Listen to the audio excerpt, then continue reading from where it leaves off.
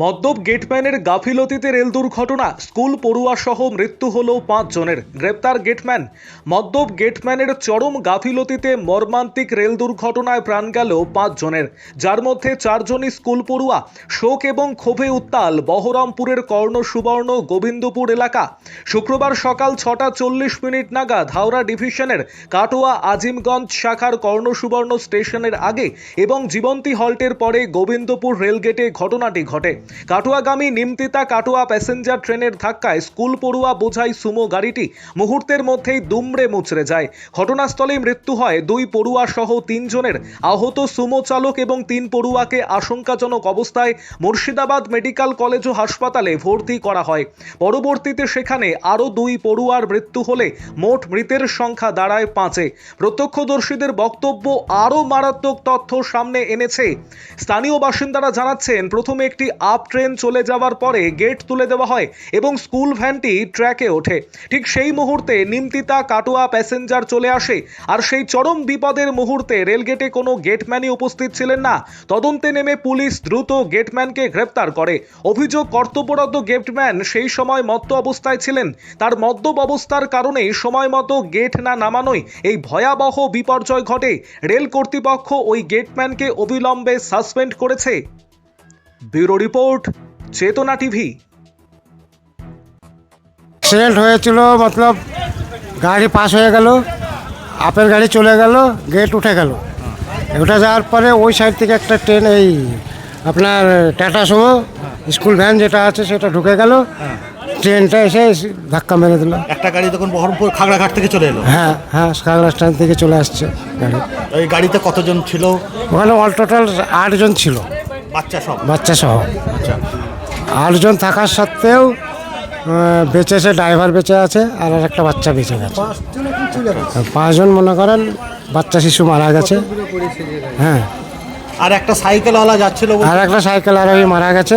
তাহলে 6 জন মারা 6 জন মারা গেছে, অল টোটাল 6 জন। আচ্ছা, তা এটা কার দোষ মনে হচ্ছে? আমার গেটম্যানের দোষ। গেট খুলে রেখেছিল, গেট খুলে রেখেছিল, গাড়ি ঢুকে গেছে, সঙ্গে সঙ্গে আমার নামিয়ে দিয়েছে। আর তখন অ্যাক্সিডেন্ট হয়ে গেল, নামার সঙ্গে সঙ্গে অ্যাক্সিডেন্ট হয়ে গেল। আচ্ছা, ওই ট্রেনটা গিয়ে তারপর ট্রেনটা থেমে গেছিল? হ্যাঁ, ট্রেনটা এখানে দাঁড়িয়েছিল অনেকক্ষণ। আচ্ছা, অনেকক্ষণ দাঁড়িয়েছিল। তারপর গাড়িটা কটার সময় তোলা হলো?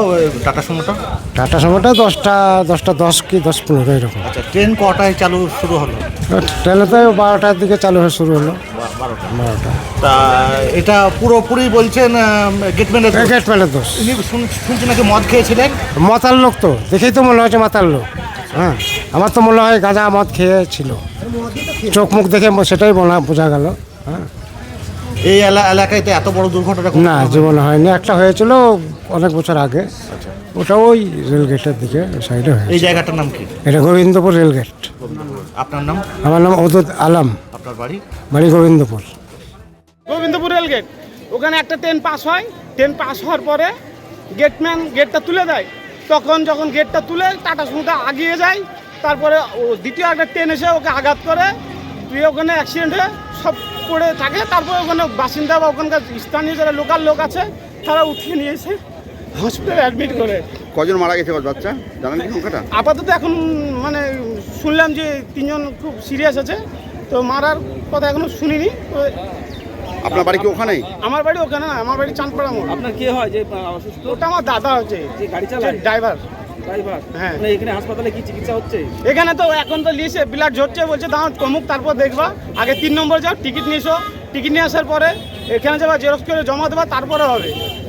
আর এখানে গেটম্যানরা বলতে গেলে গেটম্যানরা আগে বলছে যে কী আছে, আগে ওদেরকে কৈফিয়ত দিতে হবে, তারপর ঢুকতে হবে। তাহলে ওদেরকে আগে একটা করে লাইন দিয়ে লোক দাঁড়িয়ে বলতে হবে যে হ্যাঁ আমার এই হচ্ছে, তারপরে ওরা বলবে। কি চাইছেন?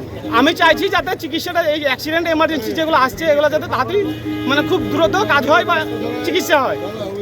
আপনার নাম? আপনার? আমার ওয়াসিন আকরাম। আপনার দাদার নাম কি? মুশারফ মোল্লা। গাড়ি চালাতো?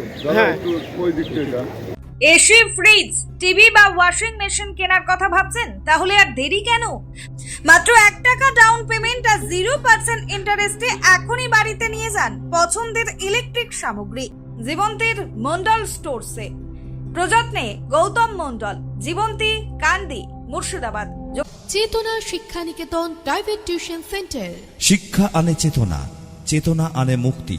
এই উক্তিকে সামনে রেখে আজই আসুন আমাদের চেতনা শিক্ষানিকেতন প্রাইভেট টিউশন সেন্টারে।